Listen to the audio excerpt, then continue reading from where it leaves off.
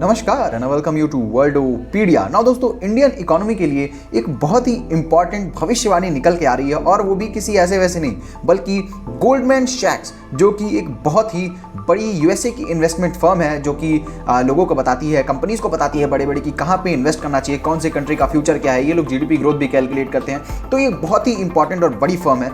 और कभी कभी क्या बहुत बारी ऐसा होता है कि जो बहुत बड़े बिलियनियर्स हैं वो इस कंट्री की रिपोर्ट को पढ़ते हैं और ये सोचते हैं कि हम किस कंट्री में इन्वेस्ट करें, क्योंकि ये जो कंपनी है ये बहुत ही डेप्थ रिसर्च करके और ये पता लगाती है कि किस कंट्री का फ्यूचर कैसा रहने वाला है। तो इन्होंने अपनी एक रिपोर्ट निकाली और 2075 में कौन सी कंट्री की इकोनॉमी कैसी होगी इसका एक आउटलुक बताया।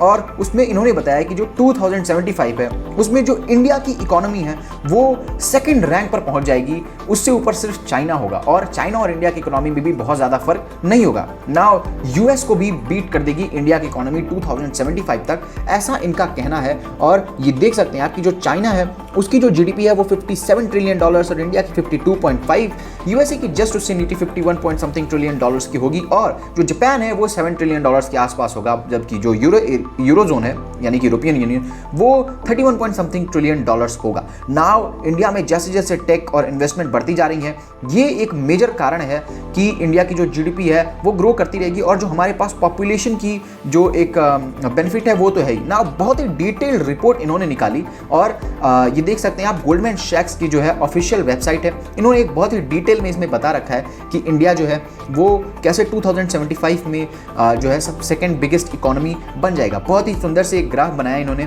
इसमें ईयर वाइज इन्होंने दिखाया कि कौन सी ईयर में किस कंट्री की इकोनॉमी कितनी रहेगी। मेजरली प्राइमरली इन्होंने 5 कंट्रीज को दिखाया, इसमें से एक यूरोजोन कंट्री नहीं है। तो आप देख सकते हैं ये 2075 में जो इंडिया है वो यूएसए से स्लाइटली आगे, यूएसए 51.5 ट्रिलियन डॉलर और इंडिया जो है वो 52.6 ट्रिलियन डॉलर, जबकि चाइना जो है वो 57 ट्रिलियन डॉलर्स के साथ रहेगा। नाउ ये जो इकोनॉमीज है 50 ट्रिलियन डॉलर से ज़्यादा की, इसके आसपास कोई इकोनॉमी आपको देखने को नहीं मिलेगी। नाउ 2040 में जो ये कंपेयर करते हैं कि जो इंडिया है वो 13.2 ट्रिलियन डॉलर इकोनॉमी रहेगी और 2035 तक आप देख सकते हैं कि पहले ये अनुमान लगाया जा रहा था कि जो यूएसए है उसकी इकोनॉमी पीछे हो जाएगी चाइना से 2028-30 तक, लेकिन अभी 2035 तक जो है एटलीस्ट यूएसए ही सबसे बड़ी इकोनॉमी रहेगा। नाउ क्या क्या रीजंस है जिसकी वजह से जो इंडिया है वो सेकंड बिगेस्ट इकोनॉमी बनेगी। तो उनका कहना है कि जो हमारे पास पॉपुलेशन की बेनिफिट है, जो हमारे पास एक बढ़ती हुई पॉपुलेशन है वो तो है ही, लेकिन ये सिर्फ मेन रीज़न नहीं है। इसके अलावा और भी बहुत ही जो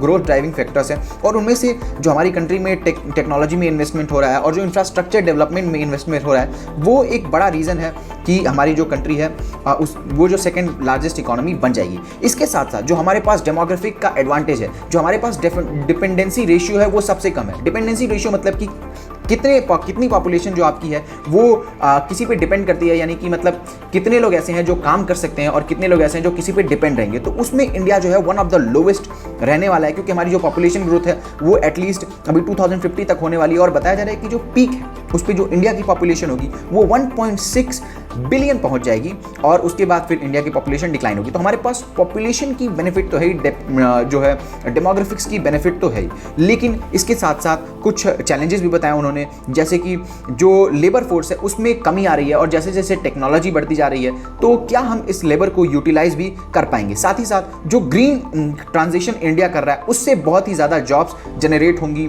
और इस ग्रीन ट्रांजिशन में जैसे 2070 का हमारा लक्ष्य है पूरी तरीके से ग्रीन टेक्नोलॉजी पे जाने का, तो उसमें जो है इंडिया में बहुत ज़्यादा जॉब जनरेट होगी, एक नया सेक्टर क्रिएट होगा। लेकिन हमको बहुत ही ज़्यादा होपफुल नहीं होना चाहिए, क्योंकि इकोनॉमिस्ट ने एक डेटा रिलीज़ किया था और उसका कहना था कि जो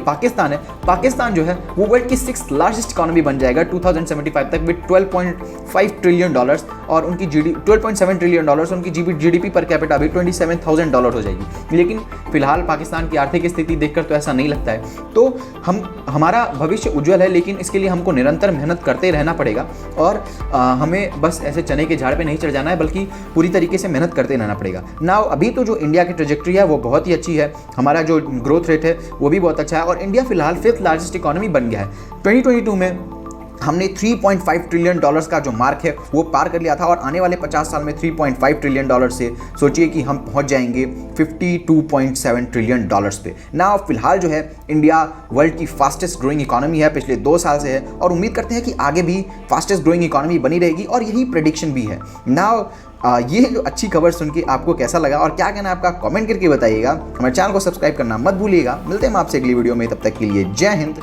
जय भारत।